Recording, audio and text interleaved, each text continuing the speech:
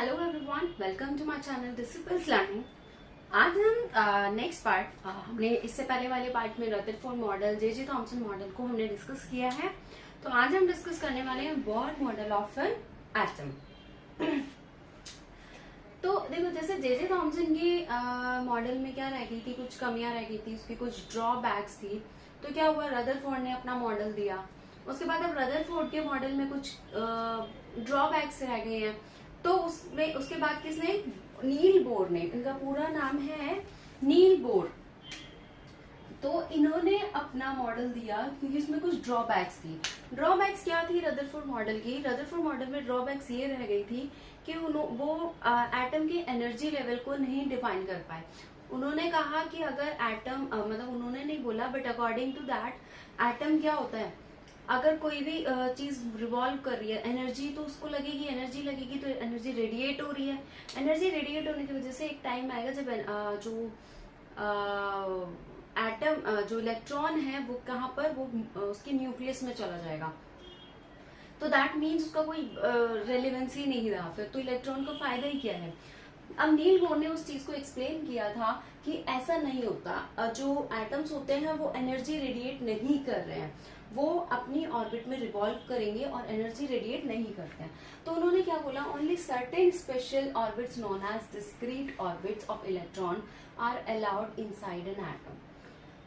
सारी ऑर्बिट्स तो नहीं अलाउ करती, उसमें कुछ इलेक्ट्रॉन्स में, कुछ में ही इलेक्ट्रॉन्स क्या हो सकते हैं, रिवॉल्व कर सकते हैं। तो कुछ ही ऑर्बिट्स ऐसी हैं, वो स्पेशल ऑर्बिट्स बोली जाती है, जो कि उसमें इलेक्ट्रॉन को रिवॉल्विंग अलाउड करता है atom. While revolving in a discrete orbit, जो वो अलग अलग ऑर्बिट्स हैं जिसमें एटम इलेक्ट्रॉन रिवॉल्व कर रहे हैं, वो उसमें क्या होता है, electrons do not radiate energy. उसमें जब भी वो रिवॉल्व करेगा इलेक्ट्रॉन, वो एनर्जी को रेडिएट नहीं करेगा। दैट मीन्स अगर वो एनर्जी रेडिएट नहीं कर रहा है, इसका मतलब क्या हुआ, वो न्यूट्रॉन में नहीं जाएगा, न्यूक्लियस में नहीं जाएगा, और न्यूक्लियस में नहीं जाएगा तो दैट मीन्स उस एटम का रेलेवेंस है, वो एग्जिस्ट करता है। तो एटम एग्जिस्ट कर रहा है तभी तो मैटर है ना। तो क्या हो गया, वो एनर्जी रेडिएट नहीं करता। तो अब नील बोर ने क्या बोला कि ये जो ऑर्बिट और शेल्स होते हैं, ये क्या होते हैं, एनर्जी लेवल्स होते हैं, ठीक है, ये डू नॉट रेडिएट एनर्जी। तो ये एनर्जी लेवल्स होते हैं। जैसे मान लो ऐसे एक एटम बना रहे हैं हम, और ये उसकी क्या है, ये उसकी ऑर्बिट्स हैं। तो ये ऑर्बिट्स क्या होते हैं, इनके स्पेशल नाम होते हैं, ये स्पेशल ऑर्बिट्स हैं। इनको उन्होंने नाम दिया था नील बोर ने। इसको बोला पहले वाली को के शेल, ठीक है, के शेल, ये एल शेल, एल, ये एम एंड ये एन।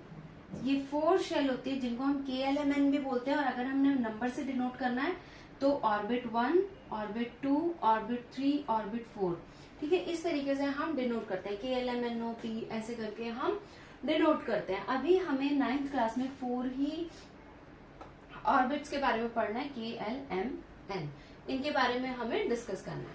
उसके बाद आ जाते हैं, अगर हम एटम पढ़ रहे हैं तो अभी हमने प्रोटॉन, इलेक्ट्रॉन ये सब पढ़ लिया। एक और उसमें सब पार्टिकल, सब एटॉमिक पार्टिकल होता है जिसको हम बोलते हैं न्यूट्रॉन। अब न्यूट्रॉन किसने डिस्कवर किया, तो उनका नाम था जे कैडविक। 1932 में जे कैडविक ने न्यूट्रॉन के बारे में डिस्कस किया था। उन्होंने कहा था एक और सब एटॉमिक पार्टिकल होता है, एक सब एटॉमिक पार्टिकल है जिसमें कोई भी चार्ज नहीं होता, और उसका मास किसके इक्वल होता है, प्रोटॉन के इक्वल होता है, equal to that of proton. And उसको उन्होंने क्या बोला, उसको बोला उन्होंने न्यूट्रॉन। तो जे कैडविक थे जिन्होंने 1932 में इसको डिस्कवर किया था, एक सब एटॉमिक पार्टिकल। उन्होंने बोला कि एक एटम में एक और सब एटॉमिक पार्टिकल है जिसको न्यूट्रॉन बोलते हैं, उस पर कोई चार्ज नहीं है और उसका मास नियरली, मतलब अप्रोक्सीमेटली प्रोटॉन के इक्वल ही होगा, ठीक है। तो प्रेजेंट ये कहाँ पे प्रेजेंट होता है, न्यूट्रॉन हमेशा न्यूक्लियस में प्रेजेंट होगा। कहाँ पे प्रेजेंट है, न्यूक्लियस में प्रेजेंट है, सभी एटम्स में, सिर्फ हाइड्रोजन को छोड़ के। हाइड्रोजन में वो न्यूक्लियस में प्रेजेंट नहीं होता है। उसको हम रिप्रेजेंट करते हैं एन से, ठीक है, न्यूट्रॉन को एन से रिप्रेजेंट किया जाता है। जैसे कि प्रोटॉन को किससे रिप्रेजेंट किया जाता है, पी, इलेक्ट्रॉन को किससे रिप्रेजेंट किया जाता है? ई, P प्लस ई नेगेटिव, क्योंकि उस पे प्रोटॉन पे पॉजिटिव चार्ज होता है, इलेक्ट्रॉन पे नेगेटिव चार्ज होता है। न्यूट्रॉन पे कोई चार्ज नहीं होगा तो हम इसको N से डिनोट करते हैं। ठीक है, तो ये होता है हम इलेक्ट्रॉन, प्रोटॉन और न्यूट्रॉन को कैसे कैसे डिनोट कर रहे हैं। क्योंकि the mass of an atom given by the, जो एक एटम का मास होता है तो वो किसके इक्वल रहेगा? Sum of the masses of the proton and neutron. जो सम होता है वो किसका होता है? प्रोटॉन और न्यूट्रॉन के मासेस का जो सम आएगा वही एटम का मास होगा। ठीक है, एक एटम का मास कितना होगा? प्रोटॉन प्लस न्यूट्रॉन का मास। तो उन दोनों के मासेस का जब हम सम करेंगे तब किसका मास आ जाएगा? एटम का मास आ जाएगा। इलेक्ट्रॉन इसमें क्यों नहीं इंक्लूड करते? ऑब्वियसली इलेक्ट्रॉन के पास कुछ तो मास होता है, बट हम उसको इंक्लूड क्यों नहीं कर रहे हैं? वो इसलिए नहीं कर रहे हैं क्योंकि इलेक्ट्रॉन क्या होता है, शेयरिंग होती रहती है इलेक्ट्रॉन की। कभी कोई एक या दो या तीन, ठीक है, ऐसे इलेक्ट्रॉन उसमें आ गए या उसने 1 2 3 इलेक्ट्रॉन्स लूज कर दिए। गेन करना, लूज करना, तो हम उसका गेन और लूज चलता रहता है, तो हम उसको काउंट नहीं करते हैं। ठीक है, ये था हमारा जो मॉडल्स है, 3 मॉडल है इस चैप्टर में, J Thomson model, Rutherford model and Bohr model. ये 3 मॉडल हैं जो हमें डिस्कस करने थे। हम कर चुके हैं, इलेक्ट्रॉन के बारे में कर चुके हैं, प्रोटॉन के बारे में कर चुके हैं। ठीक है, क्योंकि वो तो उन्होंने बता दिया।